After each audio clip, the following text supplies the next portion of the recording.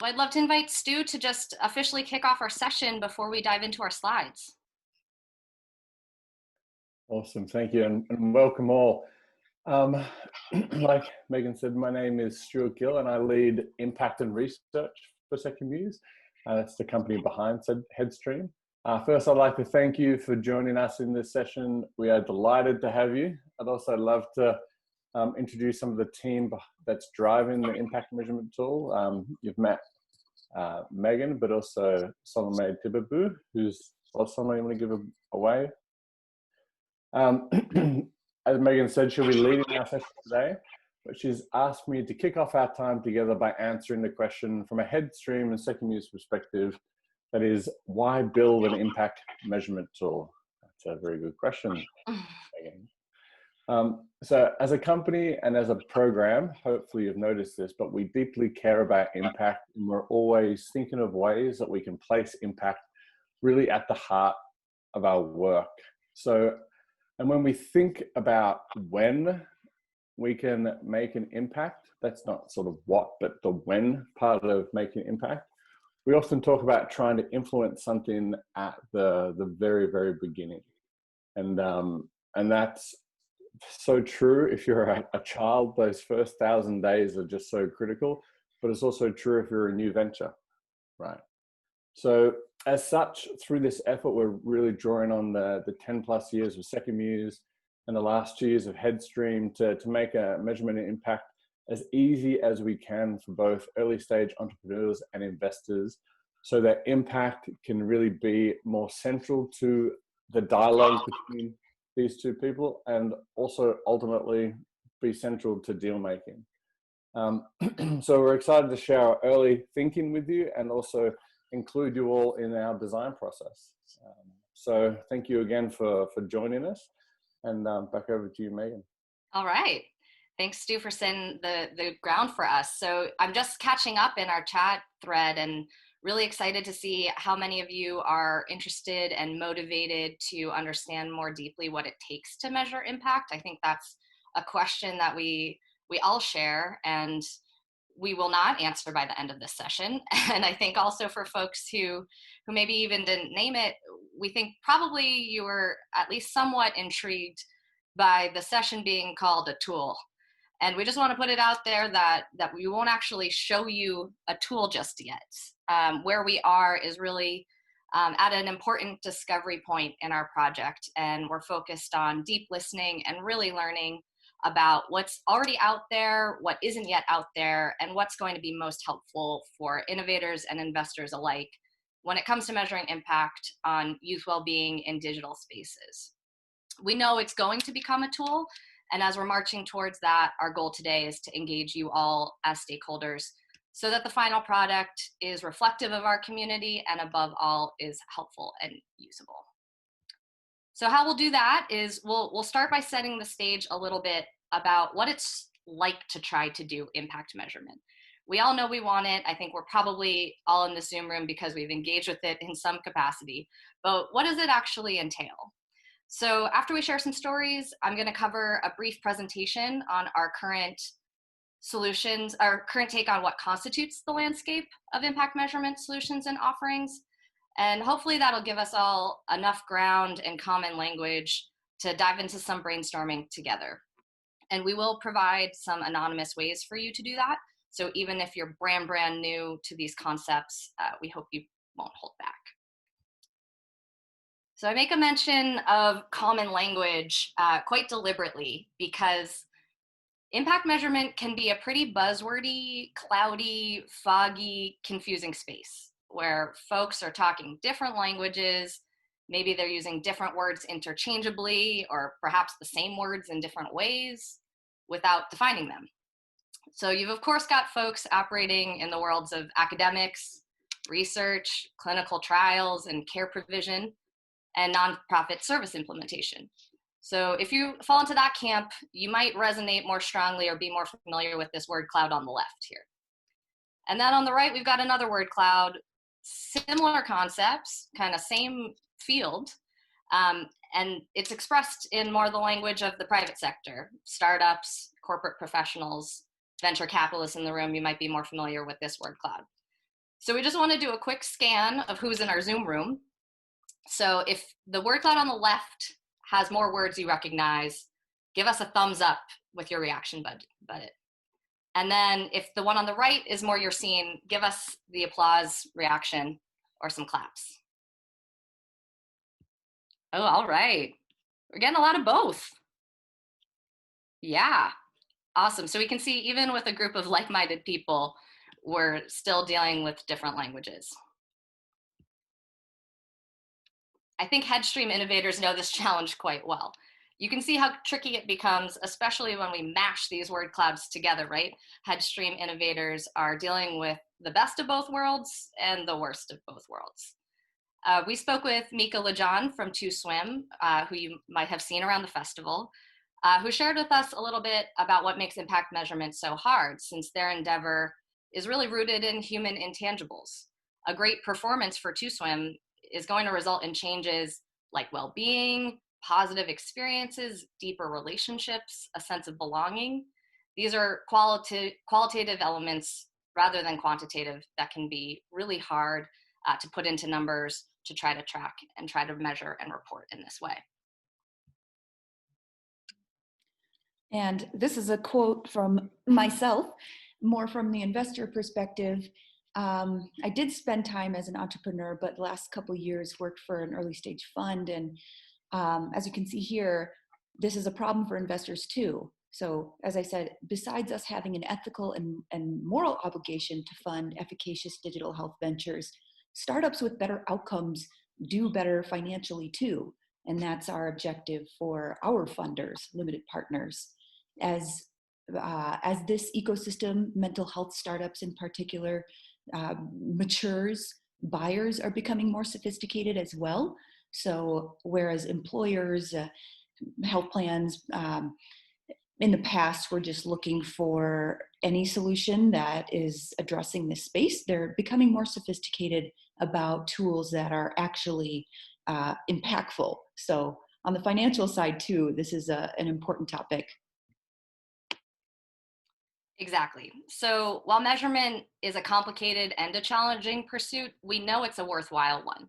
It's one that informs decision making and really reminds us that we're all on the same team with the shared goals. Because even the act of beginning to try to measure these qualitative results is part of a process that helps us understand if our innovations are working. And that's really a core part of our mandate. And when it's done well, measurement procedures can help innovators understand, appreciate, convey, and design for the complexity of what they're trying to do. And then this can also help investors set meaningful expectations about their own impact goals and find the right matches for their approach and their funding opportunities. So it of course follows that Headstream has a vested interest in supporting both innovators and investors in their measurement journeys. It's core to what Headstream cares about, to amplify solutions, to reach more young people in better ways. And we know we need to provide better support and options along the way as ventures grow. While each sector has its own measurement constraints and opportunities, we wanted to ground today's conversation in the conditions particular to the space that Headstream is focusing on. So first of all, we know this is a complex, competitive market. Solmay was just starting to describe that. New startups are cropping up all the time. And with COVID-19 and other technological developments, there's a lot of attention and pressure on virtual digital innovations to address and hopefully improve overall health, mental health, and well-being. These types of companies are also accountable to multiple diverse stakeholder groups. I saw somebody call that out in the chat, right? There's so many different audiences to be accountable to, from users like the young people themselves and their families, to the general public, to investors, funders, and partners, and even to the staffs of these startup companies themselves. Further exacerbating challenges is the reality that health and well-being outcomes we're talking about can take quite a long time to become observable. The researchers in the Zoom room will know maturation effects can really trip up measurement endeavors.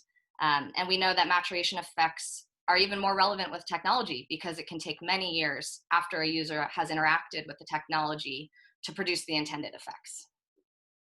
Mm-hmm. And in addition to that, on the investor's perspective, founders, for one, are trying to meet investors for their seed rounds and looking to find the right partners. Equally, investors are looking for the right startups at the right stage, and there's already challenges around that. And then you add this impact component.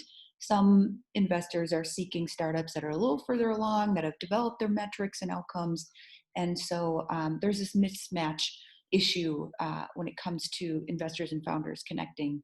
And then finally, one that I think we can all relate to is the types of companies in the Headstream portfolio. These are businesses that are in nonprofits that are impacting real lives.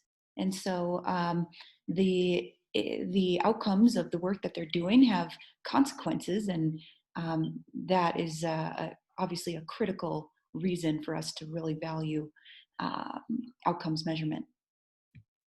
And actually, on that note, maybe that'll be a good segue to telling you a little bit more about us. So I can go first and tell you a little bit about why this is important to me personally. As I mentioned earlier, I've been involved in digital health from the investor side as well as the founder side, but specifically mental health technology and innovation. So I had really bad anxiety as a teenager. There wasn't a lot of support online to help me in my time of need. And so in 2006, I started anxietyinteens.com and continued that nonprofit for 10 years. And then from there, had an opportunity to launch and run a mental health tech startup after that. Worked at a couple different early stage and large behavioral health software companies.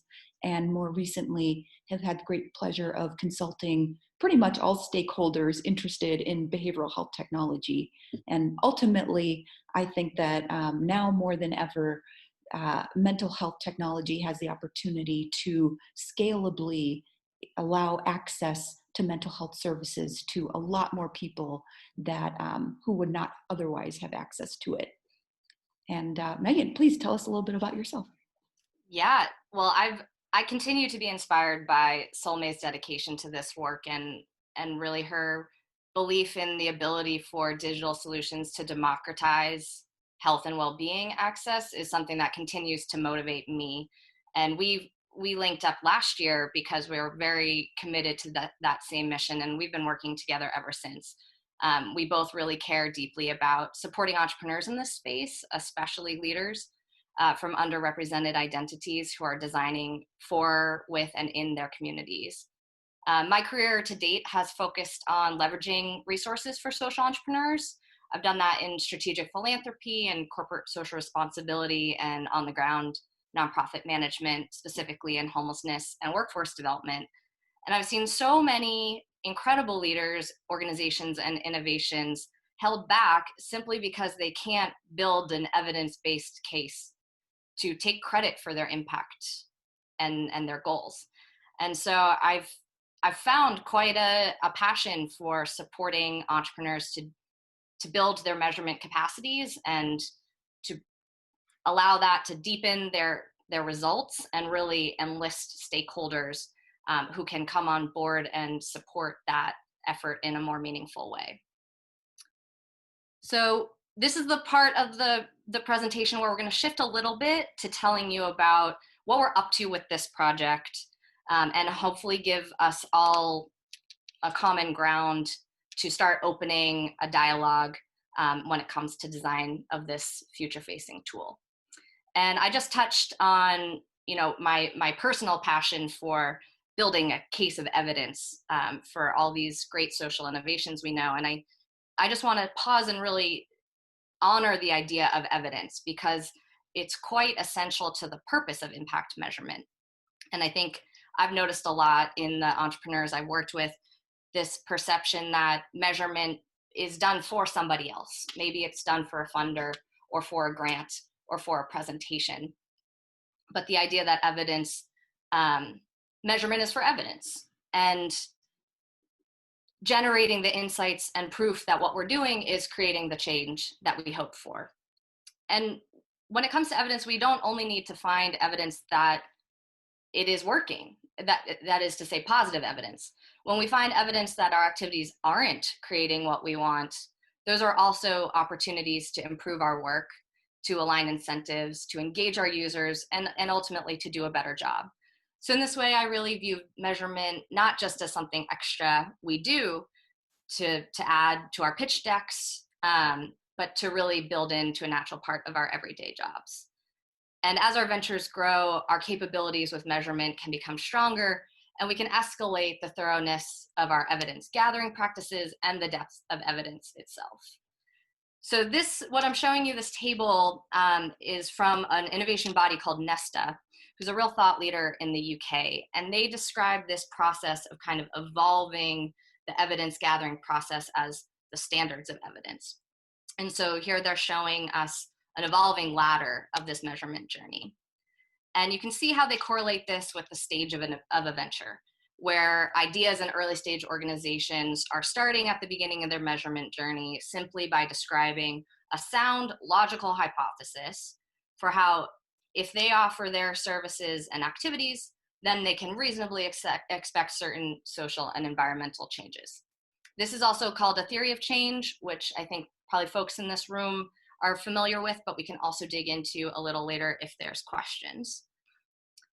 As you climb the ladder, evidencing becomes more rigorous, right? So at stage 2, you can start to demonstrate positive changes by counting outputs in the form of data. So this might be growth rate, conversion statistics, net promoter scores, proof of willingness to pay, these types of metrics. And then as you get to level 3, we're starting to enhance the evidence by showing that these output numbers are directly related to your activities, which you can prove with a counterfactual or control group. And then at the highest levels, we're talking about completing that last bit of the scientific method around external replication. So this is the framework for how we can understand that the companies and innovations Headstream is focused on are generally in these earlier levels. And as you can imagine, the landscape of what exists out there to help you navigate these stages has a lot going on. So for our project, we've started with really understanding the nature and unique challenges of what's happening at those earlier levels. So I'm going to talk about some of the themes that we think shape this landscape. Please log your feedback and reactions to these takes. We'd love your insights if we're missing things or if we haven't quite nailed it. So one idea here is inadequate buy-in around measurement. And this relates to what I was sharing around measurement seeming like an extra activity rather than something embedded in daily life.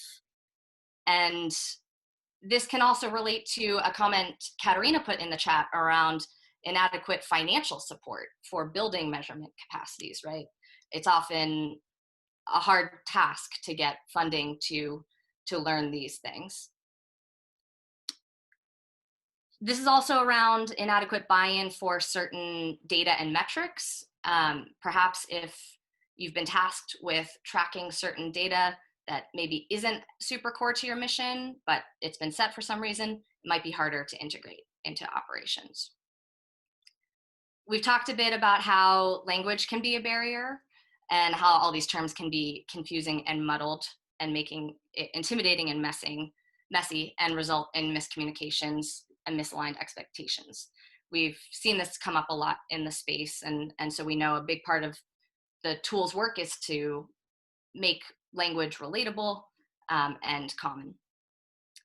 The polarization comment is about the fragmentation of the space and where we find solutions to help organizations with their impact measurement practices often exist at extremes right now. So super early general help might be like a free class on how to make a theory of change. And then there could be really super specific paid solutions for a mature business who maybe wants to manage their carbon footprint, for example. So we'll talk a little bit more about how we see these dimensions interacting. And then I just want to touch on the last point, which I think pulls together a lot of these themes. And this is something I see in my work a lot, which is what do we get to say counts as impact? And I think impact is one of those words that we know has a communication problem. And I see it used a lot for basically anything positive, gets to be called impact. But hopefully some of the research folks will nod when I start talking about how impact is academically a much bigger concept than that, and is more of a net calculation about all of the intended, unintended, direct, indirect, positive, and negative consequences of what we're doing. So I just want to talk this through with an example and compare it to creating social value. So let's pretend we're talking about a non-dairy beverage company that might be presenting themselves as a for good or mission driven or purpose and profit social enterprise, take your pick. And perhaps they frame the good that they're doing is creating a great option for a vegan consumer that's beautiful and sustainable and values aligned. That alone is not enough to claim impact. They're creating social value for that customer. It's a great thing, but it's not creating impact for that customer. Impact would be the carbon reduction that results from that consumer using their product compared to what they were going to do anyway. Is that better than what would have happened? Does it include the supply chain, how that product was made and how it got to the consumer? Does it incorporate the carbon footprint of whatever non-dairy ingredients are in there? Perhaps almonds, they might have a different carbon footprint than something else. So as you can imagine, those externalities get complicated and invisible pretty quickly. But since there are lots of steps in between, as we saw with the standards of evidence, there's different facets of that landscape that can exist based on what you need. And that's really how we're thinking about supporting the measurement journey inside of Headstream. So we focused our discovery research so far on categorizing what exists out there into these 4 buckets and then mapping them. So the first bucket is, of course, tools, which are exciting, sound great, brought you to our Zoom room. We all love them, we all want them. We get to use them, we can be trained on them, we can share with them. Right now, that space of tools are generally open source and premium paid services. They might be websites, software, subscription products, or even consulting services that you can hire a firm to do. Another category is metrics. There are banks of validated scales out there that leverage existing scientific literature. So for example, if one of your company's impact goals is to empower girls, there's actually a ton of psychological research about what empowerment entails and how you can spot it. I recently heard about a nonprofit in India that used research that proves a link between body language and empowerment to come up with their own impact measurement process, where they have anonymous voters score a mute, no audio 10-second clip of girls publicly speaking. And they score the clip based on dimensions like eye contact and shoulder posture and facial expressions and perceived external confidence. So they are using a huge body of existing research to come up with a really easy way to say, yes, there's been a change in empowerment for this person, which I find really inspiring. Concepts is the category I get really nerdy about, and this includes frameworks like the standards of evidence that we talked about, other theories, best practices, and training materials for how you can execute effective evidence practices. So really documenting what exists in the concepts category is a lot of our focus right now. And then data collection methods refers to the tactics and approaches for getting access to the data we need throughout the evidence process. For example, that video process I just described would be quite an innovative data collection method for this unique impact measurement process. So with our 4 buckets, we're now using these categories to keep track of what's out there and start to imagine how our tool can add value where it's most needed. So I referred a few slides back to the 2 dimensions that we're looking at, one being the venture stage, the business stage, and the other being how specific to the sector is it. So we've combined these 2 to create our map.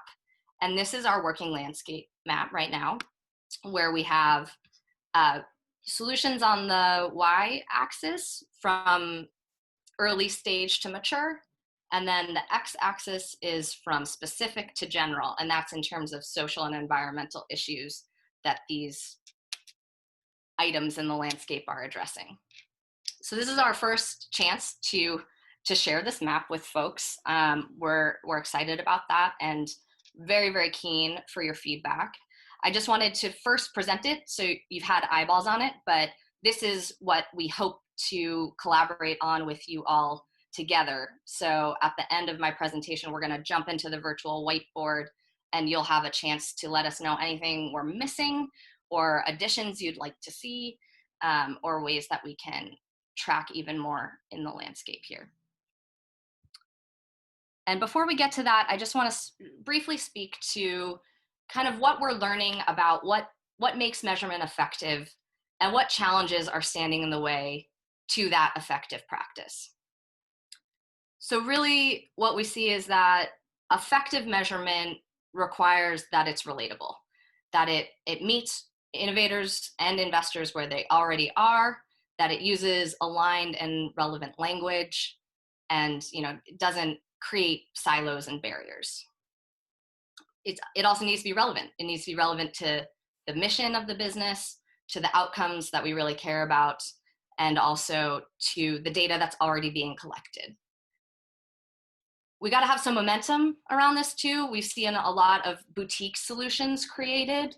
So perhaps a funder might come up with an impact measurement process and framework and instrument that they want their grantees to use.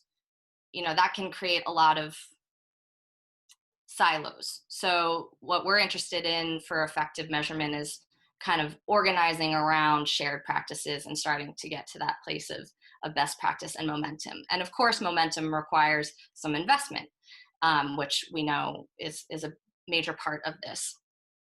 We also believe effective measurement is proportionate, and this is the basis of the standards of evidence, which says how much you need to evidence and how burdensome it is should be proportionate to the level of investment you're getting, the stage you're at, and how big your user base is and how significant the outcomes are that you're running for. And then, of course, effective measurement uses proof.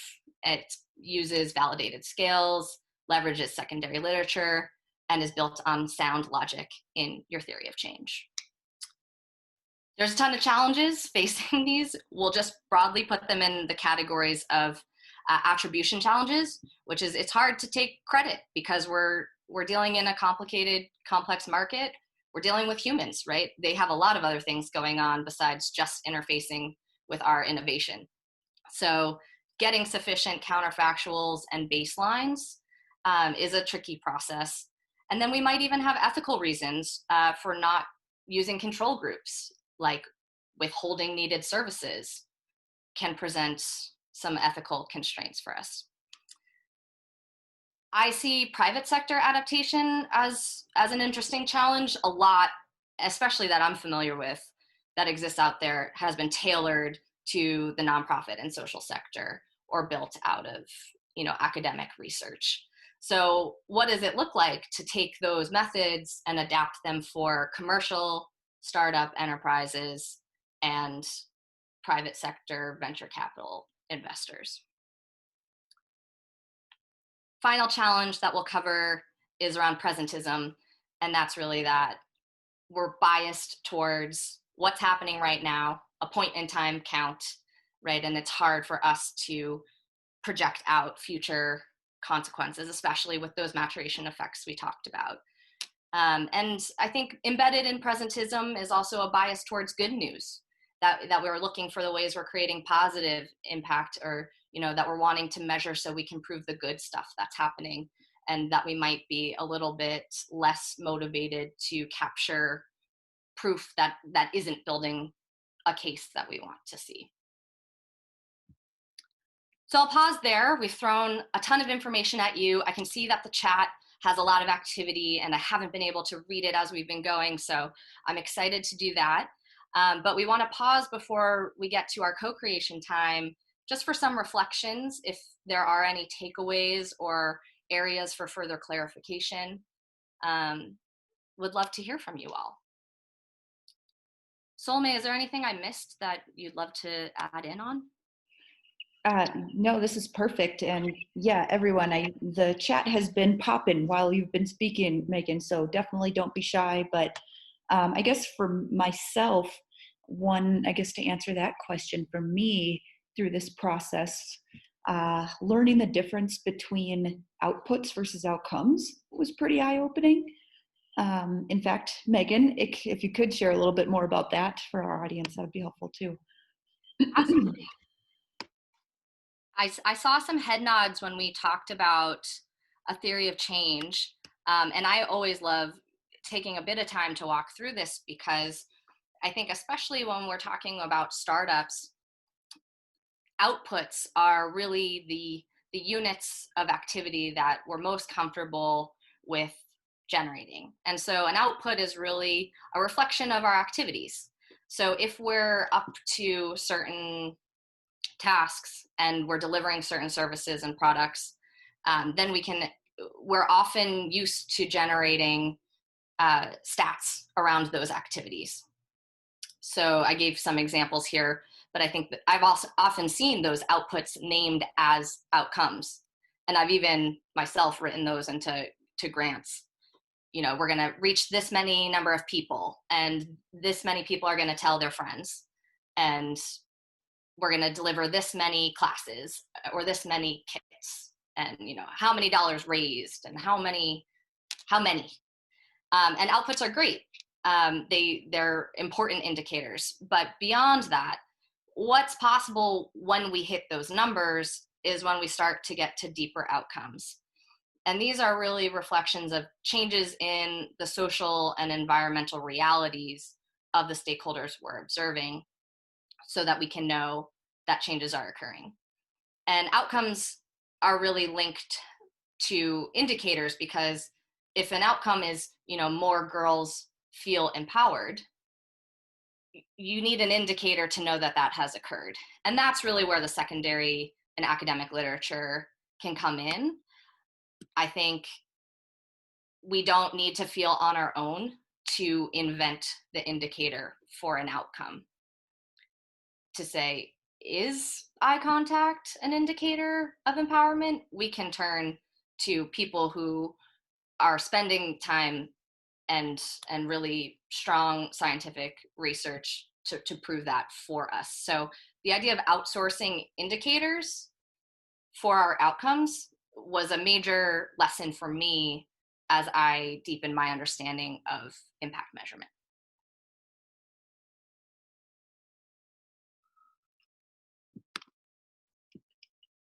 Yeah, any other questions? There was a nice point somebody made earlier. Mercedes, I think that was you. I thought this was great, and everyone also agreed.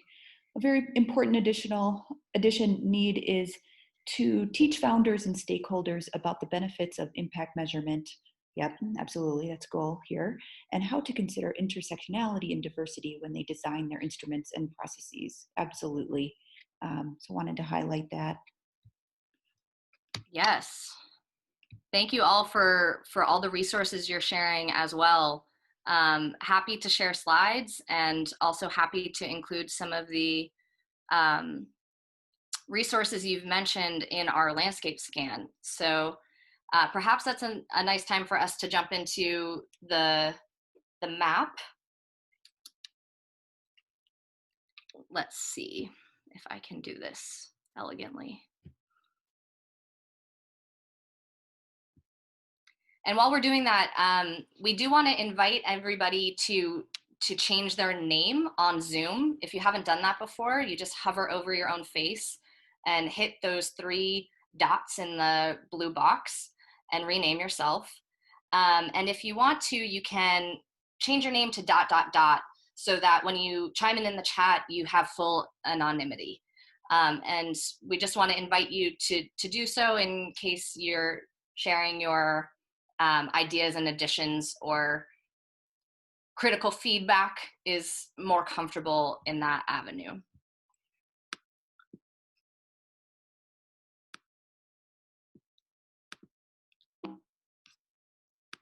Let's see, did I pull that off?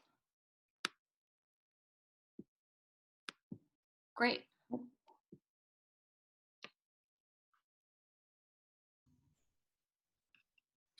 don't know if you're looking for also spoken feedback. Sure, always welcome. One thing that I had mentioned in the chat was maybe thinking about formative and summative, maybe instead of early and mature. So a lot of times you can be really early in product development, and what you really want is research to make the product better versus a summative approach, which is, does our product help kids learn? Mm-hmm. And I think like the research methods are and the approach that one takes are very different for those two different goals. Sure. Yeah, thank you for that reminder to ground in the goal, the function, the purpose of the measurement, and what kind of insight or what kind of activities will be informed by that insight. I think that's a great reminder. Are there resources you'd recommend in, further distinguishing the difference between formative and summative? Not off the top of my head, but I can find some and email you offline. We appreciate that. Thank you.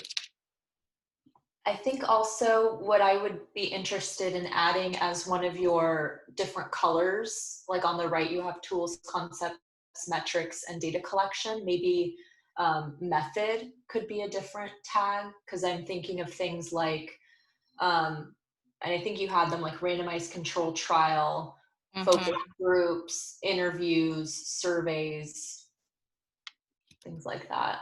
Yes, exactly. We have those as pink right now. And yes, agreed, we can be more comprehensive there.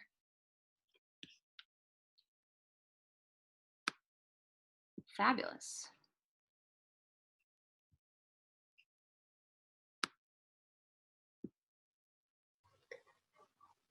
So how do you quantify things like, I'm sure you have it here, the tangible versus intangible things? Like, how do you quantify like the number of people using this app are happier? Is that through surveys? Because happiness is not a tangible, measurable, numeric value. Absolutely. Yeah, I think this really comes back to that idea of putting quantifiable targets of indicators against a qualitative outcome. So happiness might have, certain ways it does show up in people that have observable changes. And we can lean on existing research to tell us what those are. Yeah, and if I may. Please, thanks, Sorry. Mercedes. Yeah, if I can also add, so there's some standard tools I can look at, for example, not happiness, but subjective well-being. You can see stable over time if there's a change in subjective well-being. And that's self-report, so it does have its drawbacks, but it can also give you an idea. Exactly. And I should mention that this is a representative sample. We have a master list behind the scenes where we're keeping a nice long log. So we just want to call out the kind of biggest ideas you might have heard about in here. And then remind me who was asking about the happiness intangible? This is Dr. Lola. Hi, Dr. Lola. So one of the tools that's represented in the landscape that might be interesting for you is called the outcome star, which is another way of pulling together validated scales. And they've done so for several different outcomes, one of which being a youth well-being star, which has a lot of relevance to a lot of the issues we're talking about. I hope that's helpful. Great points in the chat, Faye and Julie as well.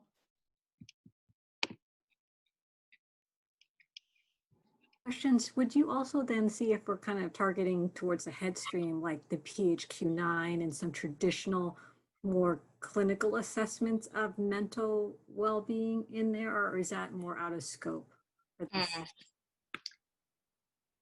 Yeah, it's a great question because we're cognizant that some organizations, based on the intervention and product that they have, might have different levels of evidence that they require, right? When when we're dealing with therapeutics or other real interventions with health relevance, they might be subjected to higher standards. So I think we're mindful that a tool would be hard to completely outsource an evaluation process to. And, really, can we facilitate the procedure of getting to even that point, especially given how fragmented this early and customized zone is for ventures that are just looking to start out. And we do have a bit of an idea that this could be a barrier to entry for new innovations who are just looking to start. Solme, have you seen that come up in your support with entrepreneurs in this space? Yeah, a bit. Not enough to speak to it, but it's a good point. Yeah. Faye, I'm not sure that totally addressed your question, but I think you have logged, something about our scope and endeavor for this particular project that we definitely hear.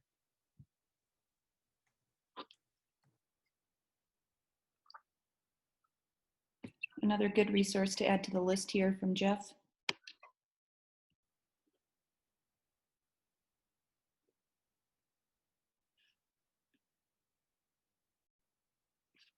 Great.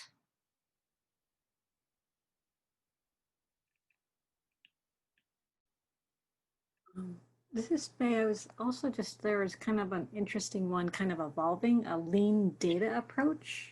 Have you heard of that one? Kind of in the social enterprises of just really getting the voice of the customer out, especially people that are not are low income customers as well. Thanks, Faye, for bringing that up. So the evolution of that lean data idea from Acumen has birthed a new company called 60 Decibels.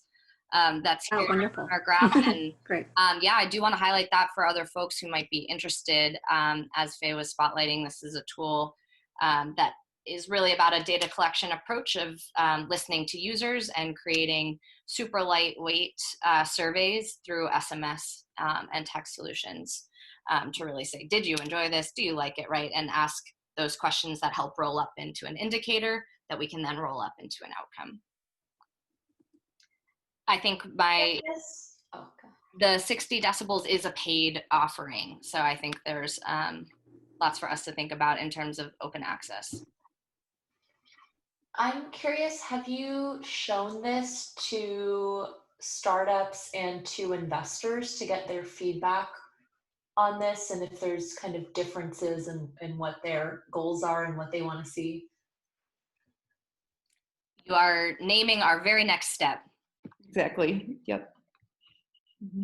Any immediate reactions from either perspective? I come from a research background, so I'm probably the wrong person to ask, but I have heard some feedback from startups that I've heard them say, quote, only researchers care about theories of change. And so it's, even just in naming it something different, like road mapping theory or some, using more of their language. Yeah. I can speak for this is Faye too. Oh, sorry. Go ahead, Faye.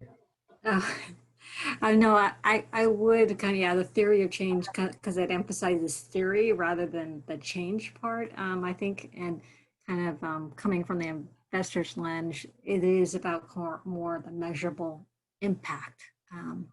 And I think we've seen that move in philanthropy to that kind of more impact driven versus activity, and what value we can is coming out of the investment.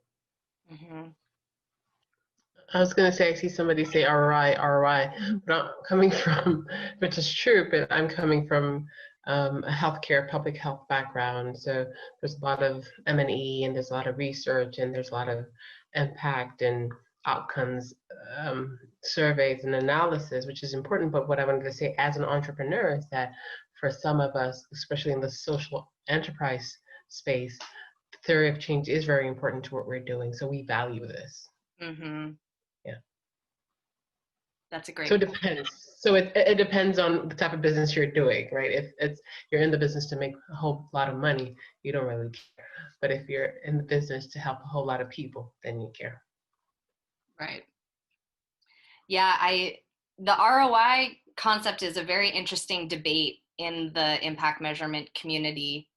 And I had the privilege of being taught by one of the creators of the social return on investment instrument, which was an idea in the UK that came about when there was a policy change at the government level to pay for performance based on certain outcomes. And one of the outcomes that was really controversial was hospital waiting times.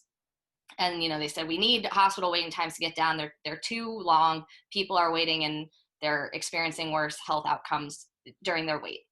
And so what happened was that funding got tied to these wait times for hospitals, and then the incentives all shifted. So people were hyper focused on getting this wait time down, and they started making concessions that further jeopardized patient outcomes. Right? They were having people wait in the hospital outside so that the clock didn't start ticking on the hospital wait time.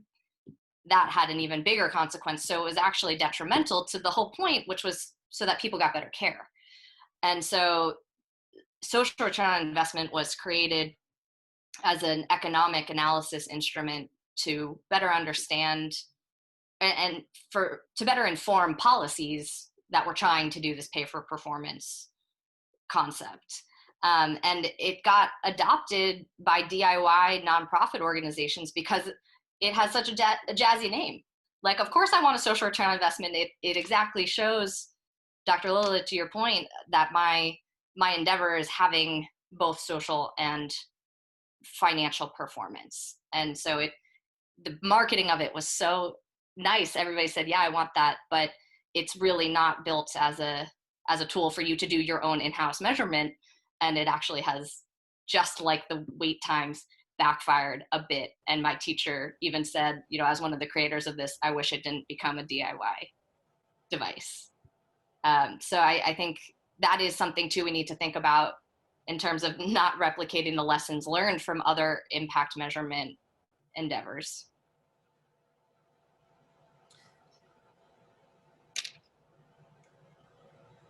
I can share more about that case in the slides when we send these out if folks are interested.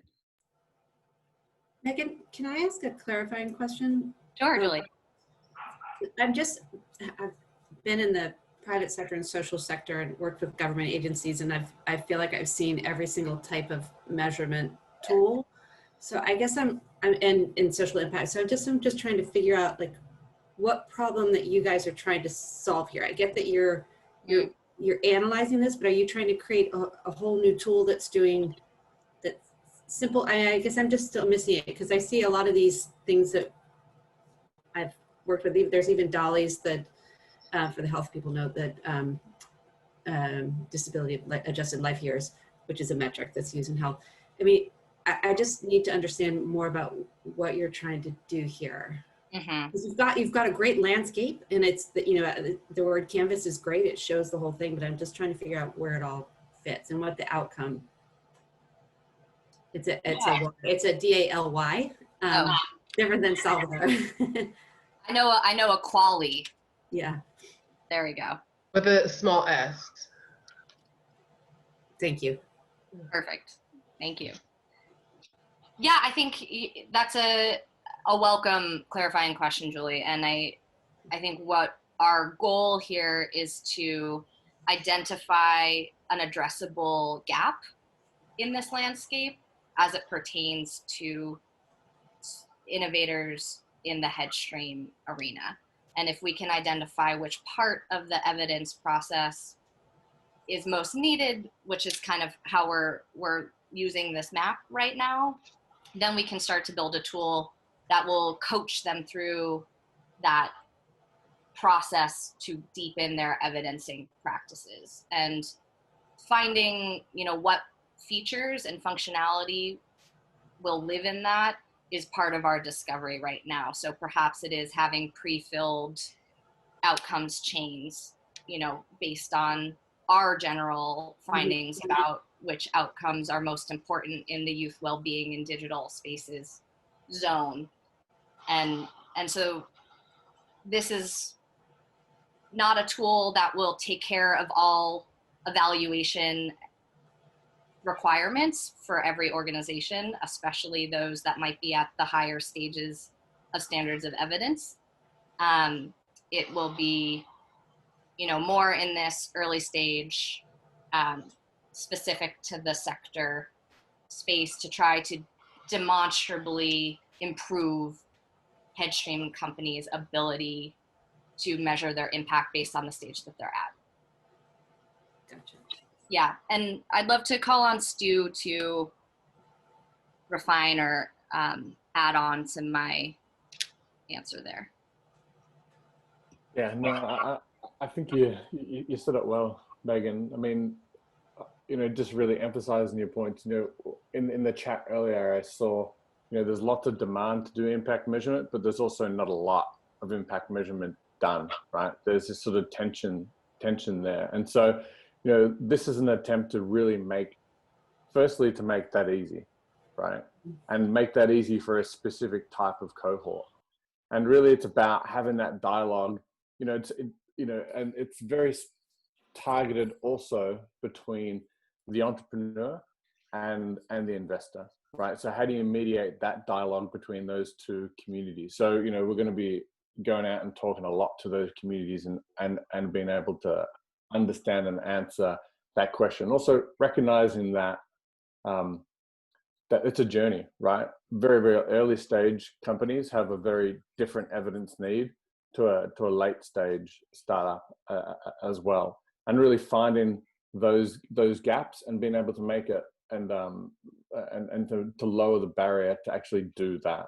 You know, for some people they might be hammering their head against the theory of change, and the investor just doesn't get like why, you know, you're just making it academic for me, right? How do you help that startup to be able to translate the way they see it in terms of theory of change into the language of return on investment, so you can bridge those two worlds?